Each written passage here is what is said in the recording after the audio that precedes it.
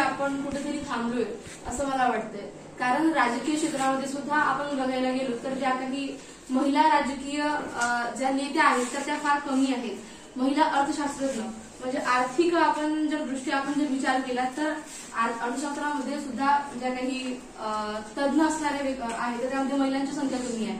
राजकीय म्हणलं तर पुरुषांची जास्त संख्या असते पण महिलांची कधीच नसते.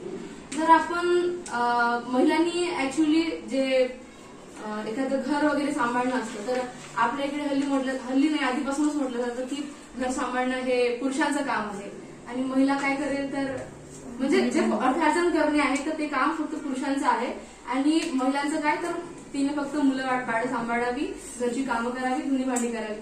पण या मानसिकतेच्या आपण थोड्या पलीकडे जायला हवं. कारण काश आपण त्या व्यक्तीच्या आपण डिपेंडेंट राहायला पाहिजे. तर आपण स्वतःच्या पैशाने काहीतरी करण्याचा प्रयत्न केला पाहिजे.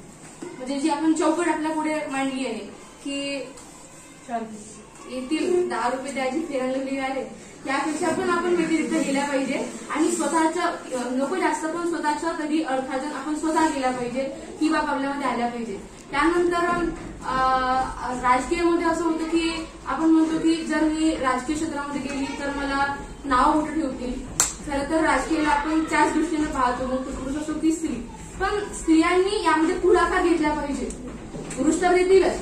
जरी आपण महिलांचा जो काही आपण म्हणतो असमानताची जी पातळी आहे तर ते पुरुष असं देणार नाही पण आपण त्यामध्ये पुढाकार घेतला तर होऊ शकते की ती दर्या तर ती स्वतः कमी होईल म्हणून. म्हणजे आपण प्रयत्नशील असायला पाहिजे त्यासाठी. पुरुष देतील नाही देतील यापेक्षा महत्वाचे आहे की आपण किती पुढाकार घेतो, आपण किती राजकीय क्षेत्रामध्ये आपण समोर जाण्याचा प्रयत्न करतो. आपण बघतो की सत्ता जी असते तर जास्त प्रमाणाची ही पुरुषांची असते.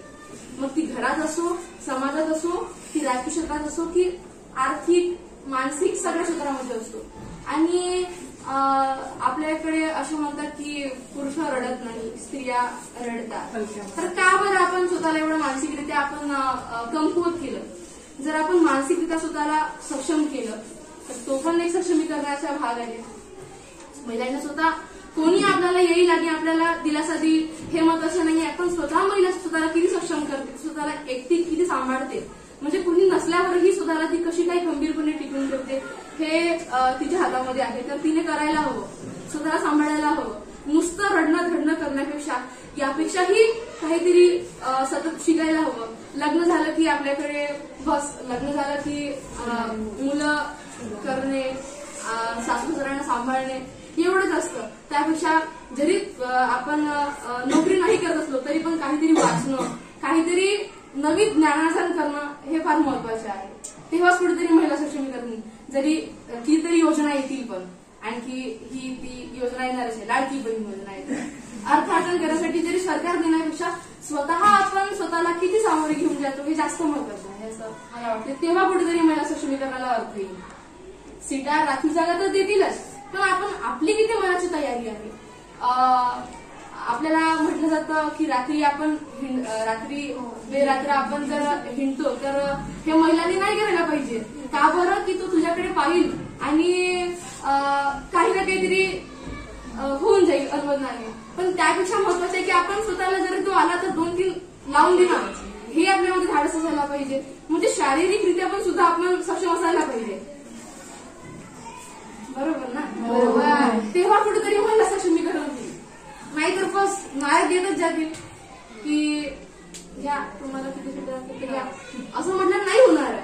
म्हणून पहिली पायरी जी आहे ना तर ती आपण स्वतः पाय उचलायला पाहिजे. कोणी येईल आपल्याला मागून धक्का देईल आणि आपल्याला समोर घेऊन जाईल हे नाही आहे. शिक्षणामध्ये पण शिक्षण असलं तर काय होतं, शैक्षणिक काळामध्ये आपण 12वी झाली तर जरी आपण म्हणतो की महिलांनी पुष्कळ प्रगती केली आहे, हो मान्य आहे, आधीपेक्षा चांगली केली आहे. पण तरीही आजही गावामध्ये 12वी झाली की बाईचं लग्न करायचं आहे किंवा बाहेर शिक्षणासाठी जातो म्हटलं तर आपल्याला नेहमीच सांगितलं जाते की बाई चांगली जाते.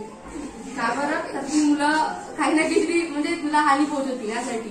किंवा जरी तुम्ही म्हटलं की मी एकटी राहते तर जर म्हणजे मुलगा की मी एकटा राहते रूमवर तर कोणी त्याला काही बोलू शकत नाही. का बरं? की मानसिकता अशी झाली आहे की मुलगा हा आर्थिकदृष्ट्या, शारीरिकदृष्ट्या, मानसिकदृष्ट्या सक्षम आहे म्हणून म्हणतात की मुलं रडत नाही म्हणून.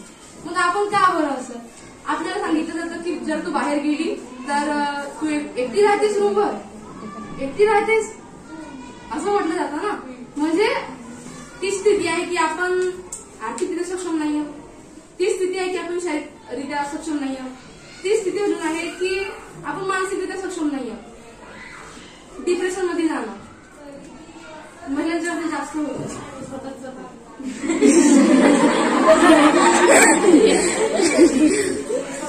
सेकंड डिप्रेशन मध्ये जाते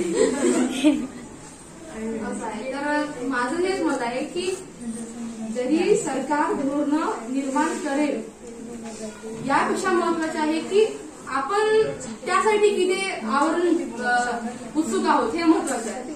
शिक्षण घेण्यासाठी पण आपण किती महिलांना आपण स्वतःला की नवीन नवीन शिकण्याची आपण आपल्यामध्ये काही तयारी आहे का, समोर कोणी धाडदी पाण्यानुसार तर 2-3 लाखाची तयारी आहे का, तो सोडून गेला म्हणून स्वतः कमवता आले पाहिजे ही तयारी आहे का आपली.